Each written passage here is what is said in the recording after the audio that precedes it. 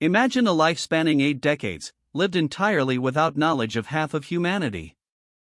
This is the extraordinary, almost mythological, claim attributed to Michael Tolotos, an individual whose very existence challenges our understanding of human experience. Tolotos, said to have died in 1938 at the age of 82, allegedly lived his entire life within the confines of Mount Athos, a unique monastic state in Greece, where contact with women has been strictly forbidden for over a millennium. His story, while deeply compelling, compels rigorous investigation. The central claim is striking. Michael Tolotos was born in 1856, orphaned at birth, and discovered abandoned at the foot of Mount Athos. He was subsequently adopted by the monks of the Vatopedi Monastery. According to persistent oral traditions, he never once departed from the holy mountain and, consequently, never encountered a woman throughout his 82 years of life. This narrative positions Tolotos not just as a hermit, but as an unwitting participant in one of history's most profound social experiments. Mount Athos is not merely a mountain but a self-governed monastic state, a unique entity within the Hellenic Republic. Located on a peninsula in northern Greece, it functions under the spiritual jurisdiction of the Ecumenical Patriarch of Constantinople. This region has been a center of Orthodox monasticism for over 1,000 years, housing 20 sovereign monasteries and dozens of smaller monastic institutions. Its unique status, enshrined in both civil and ecclesiastical law, provides the backdrop for Tolotos's remarkable life. Central to Tolotos's story is the Abaton or Abaton, the ancient edict prohibiting women, and even female animals, with the exception of cats, from setting foot on Mount Athos. This rule is believed to have been formally codified around 1046 AD by Byzantine Emperor Constantine IX Monomachos. The prohibition's stated purpose is to ensure the complete celibacy and spiritual focus of the monastic community, free from any potential temptation or distraction. It is a ban that has been rigorously upheld for nearly a millennium. The genesis of the Abaton rule stems from deep spiritual convictions. Orthodox theology views Mount Athos as the Garden of the Panagia, dedicated to the Virgin Mary, the ever-Virgin Mother of God, and therefore reserved exclusively for men devoted to her Son. The presence of other women is seen as a desecration of this sacred dedication. This theological foundation provided the justification for creating an environment of unparalleled spiritual purity, unburdened by the complexities and temptations associated with the secular world. The story of Michael Tolotos begins not with a choice, but with abandonment. In 1856, he was found as a newborn, reportedly at the very base of Mount Athos. The circumstances of his abandonment remain unknown, but it was a common practice for orphans to be taken in by monasteries. The monks of Vatopedi Monastery, one of the 20 ruling monasteries, took him in. This act of charity inadvertently set the course for a life utterly detached from one half of humanity, an unusual beginning even for the monastic life. From infancy, Michael Tolotos was raised within the ancient, hallowed walls of Vatopedi Monastery. His education, spiritual guidance, and daily life were entirely shaped by the Athonite monastic tradition. He learned alongside other novices, participated in rigorous prayer services, and contributed to the communal life of the monastery. His world was one of chanting, contemplation, and manual labor, defined by strict routine and religious devotion, isolated from external influences that shaped the lives of most individuals in the outside world. Tolotos's life, if the accounts are true, represents an extreme form of human isolation. Unlike monks who choose to enter monastic life after experiencing the secular world, Tolotos had no prior exposure to it. He never knew a mother's embrace, a sister's companionship, or the presence of any woman outside the sacred iconography of the Virgin Mary. This complete absence of female interaction from birth to death makes his case exceptionally rare, possibly unparalleled in recorded history, raising profound questions about human development. While compelling, Michael Tolotos' story is primarily disseminated through oral tradition rather than documented historical records from Mount Athos itself.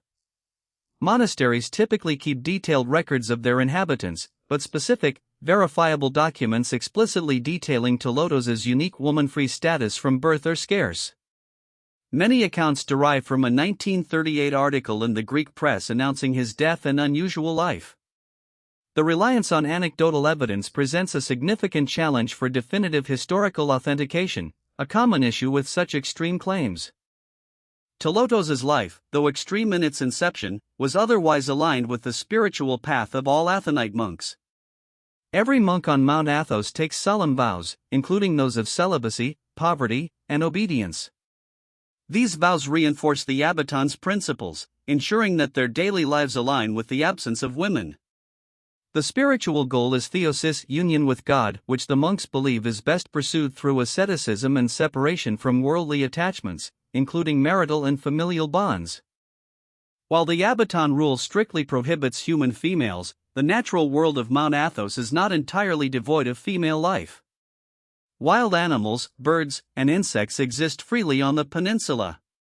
The singular, official exception to the female animal ban is the cat, permitted specifically for pest control within the monasteries. This pragmatic allowance highlights a nuanced application of the Abaton, focusing its strictures primarily on human interaction to maintain the spiritual purity and ascetic discipline of the monastic community. Today, the Abaton rule remains fiercely upheld. Strict controls are in place for visitors, only men are allowed access, and permits are required, often with significant lead times. The Greek Coast Guard actively patrols the waters around the peninsula to prevent unauthorized landings by women. This persistent enforcement underscores the deep institutional commitment to the centuries-old tradition, demonstrating that the Abaton is not a historical relic but a living, enforced component of Athonite life, shaping the experiences of its approximately 2,000 resident monks. Mount Athos's unique cultural and historical significance has been recognized globally. In 1988, it was designated a UNESCO World Heritage Site. This status acknowledges not only its stunning natural beauty and architectural treasures but also its unbroken tradition of Orthodox monasticism. The UNESCO designation helps preserve both the physical monasteries and the intangible cultural practices, including the Abaton, even as it sometimes generates debate regarding the implications of such exclusive practices in a modern context of inclusivity. Michael Tolotos passed away in 1938 at the age of 82. According to the widespread accounts, his funeral was unique. He was buried in an unmarked grave, a common practice for Athonite monks, to signify humility and equality in death. His passing marked the end of a life lived entirely within the confines of a single, highly specialized environment, shaped by a rule he never challenged because he never knew another way. His death, like his life, underscored his profound and unparalleled isolation. Why does Michael Tolotos's story resonate so powerfully across the globe? It likely stems from our innate human fascination with extremes and with lives lived against conventional norms. Tolotos's narrative challenges our fundamental understanding of gender roles, social interaction, and identity formation. It poses a profound what-if about human development in an environment devoid of one half of the population. The mystery and sheer improbability of the claim keep it alive in popular imagination and discussions. While Tolotos's complete lifelong isolation from women is unique, other monastic traditions globally also embrace celibacy. However, the comprehensive prohibition of female presence from an entire geographic region, as seen on Mount Athos, is distinct. Most monasteries, even male-only ones, exist within broader societies where monks have encountered women before entering orders or may interact with them indirectly. But Abaton creates an almost entirely self-contained, gender-segregated world, making the Mount Athos model an outlier. Beyond the factual analysis, Michael Tolotos's story invites reflection on the human spirit and its capacity to adapt to profoundly unusual circumstances. What did he imagine women to be like, having only seen them in religious icons? What was his understanding of the world outside the holy mountain? These are unanswerable questions, yet they highlight the power of environment in shaping perception and identity. His life serves as a stark reminder of how deeply our experiences, or lack thereof, define who we become. Michael Tolotos's extraordinary life, whether entirely fact or embellished legend, serves as a powerful lens through which to examine the unique traditions of Mount Athos. It underscores the profound impact of the Abaton, a rule that has not only defined the spiritual landscape of the Holy Mountain but also, if Tolotos's account holds true, orchestrated one of the most remarkable human experiences of isolation. The story of the man who never saw a woman continues to be a testament to a world built on ancient, unwavering principles.